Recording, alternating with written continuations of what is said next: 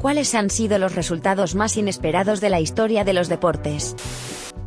El Leicester City ganando la Premier League en 2016. Totalmente de acuerdo. Han pasado ya varios años, y aún me cuesta creérmelo.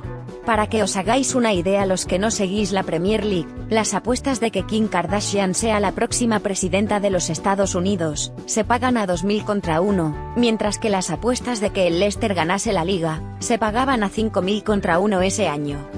Alguien que hubiese apostado $50 por ellos, por hacer la gracia, se habría llevado $250,000. ¿Y qué me dices de Steven Bradbury, ganando por pura suerte la medalla de oro en patinaje de velocidad sobre pista corta de 1000 metros, en los Juegos Olímpicos de Invierno de 2002? Acabó tercero en los cuartos de final, y solo los que quedaron en los dos primeros puestos iban a ir a las semifinales, pero el hombre que acabó segundo fue descalificado, así que Steve consiguió pasar a semis.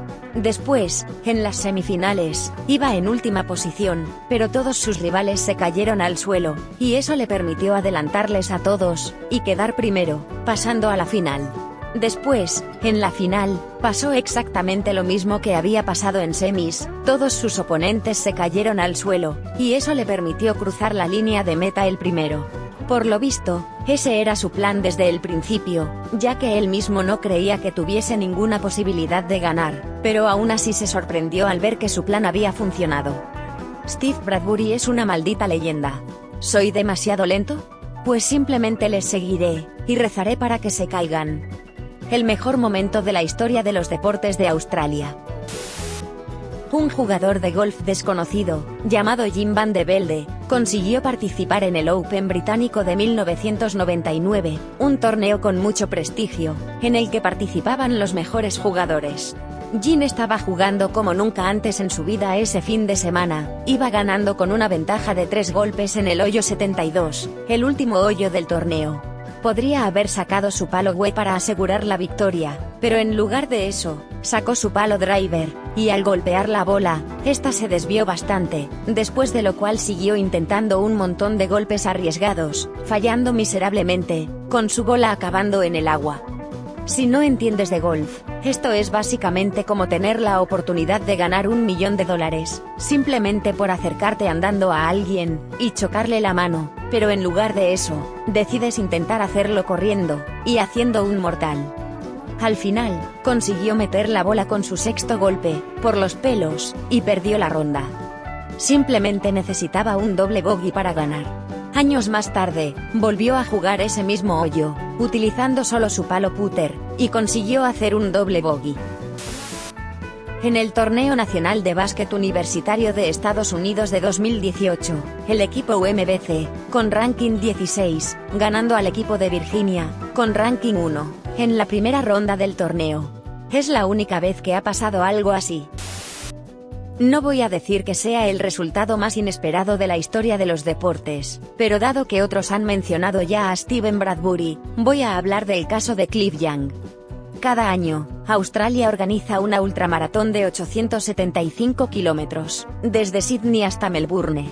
Es considerada una de las ultramaratones más agotadoras del mundo. Se tardan 5 días en completarla, y normalmente solo participan los mejores atletas del mundo, y se entrenan duramente para esta carrera. En 1983, un hombre llamado Cliff Young, se presentó en la línea de salida de esta ultramaratón. Cliff tenía 61 años, y llevaba puesto un mono y unas botas de trabajo. Para sorpresa de todos, Cliff no había ido allí como espectador. Cogió su dorsal con su número de participante, y se fue junto a los otros corredores. Todos los atletas profesionales sabían que hacían falta 5 días para terminar la carrera. Para conseguirlo, tenían que correr unas 18 horas cada día, y dormir las otras 6. Pero Cliff, en lugar de dormir, seguía corriendo. Cada noche, se acercaba un poco más a la primera posición.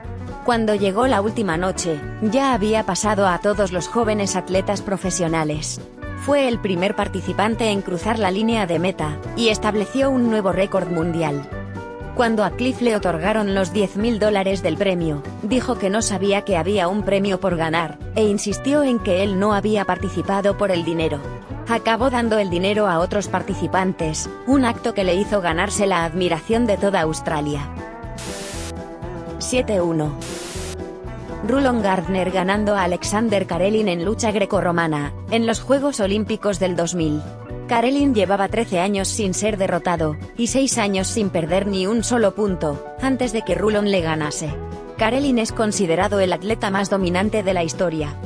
Sí, esta es la respuesta correcta. Karelin es el atleta más dominante de la historia, sin lugar a dudas. Llevaba 887 victorias seguidas sin conocer la derrota, antes de enfrentarse a Gardner.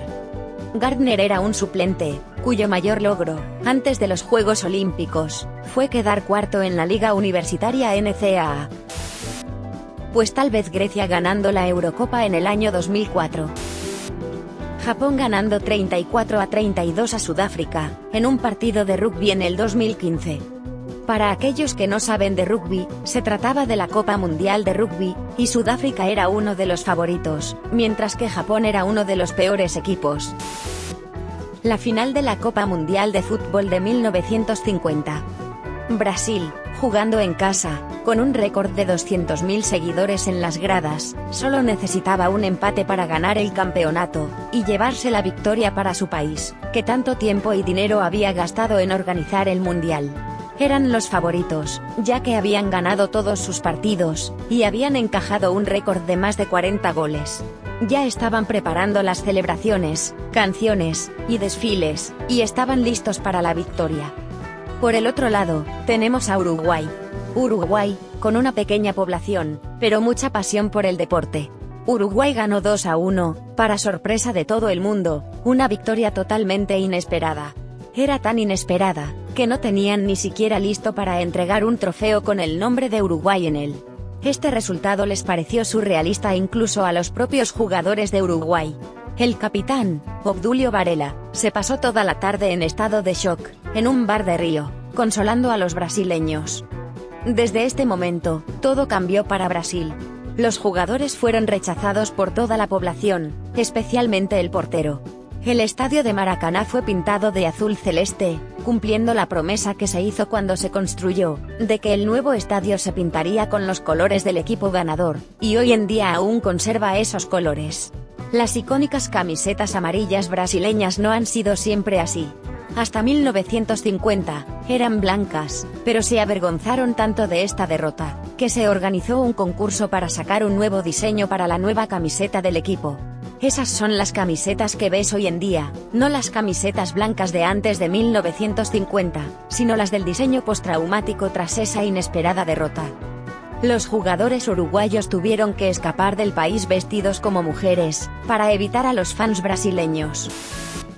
Los Juegos Olímpicos de 1980, la final de hockey sobre hielo entre los Estados Unidos y la Unión Soviética. Cuanto más descubres acerca de lo buenos que eran los rusos, y lo novatos que eran los americanos, más increíble se vuelve la historia. Los rusos eran jugadores de hockey sobre hielo profesionales, y un equipo profesional. Los americanos eran un puñado de universitarios, la mayoría de los cuales nunca antes habían jugado juntos. Esta sería la respuesta correcta para mí. El milagro sobre hielo. Mike Tyson contra Buster Douglas. Douglas no solo ganó a Tyson, sino que le noqueó. Ni siquiera fue un KO técnico, fue un noqueo puro. Tyson nunca antes había sido tumbado, y mucho menos noqueado. Robin Söderling ganando a Rafael Nadal, en el Roland Garros del 2009. No me acordaba de eso, un jugador relativamente desconocido, dándole la primera derrota de la historia a Nadal en el Roland Garros, algo que solo Novak Djokovic ha conseguido desde entonces. Si no hubiese sido por esa inesperada victoria de Söderling, Nadal podría haber conseguido mantener una racha de victorias durante 10 años seguidos en el Roland Garros. Del mundo del fútbol, Dinamarca ganando la Eurocopa de 1992. Dinamarca ni siquiera estaba clasificada, pero consiguió entrar, porque Yugoslavia dejó de existir. Entonces, Dinamarca fue a Suecia en el último momento, y consiguió abrirse paso en el torneo, y acabó derrotando a los dos equipos favoritos en los dos últimos partidos. Holanda en semifinales, y Alemania en la final. Del mundo del golf, Francis Ouimet en el US Open de 1913. Hay hasta películas sobre este hombre, un cadí que consiguió clasificarse siendo muy joven, y consiguió vencer a los dos titanes ingleses de esa época, y llevarse la victoria a casa.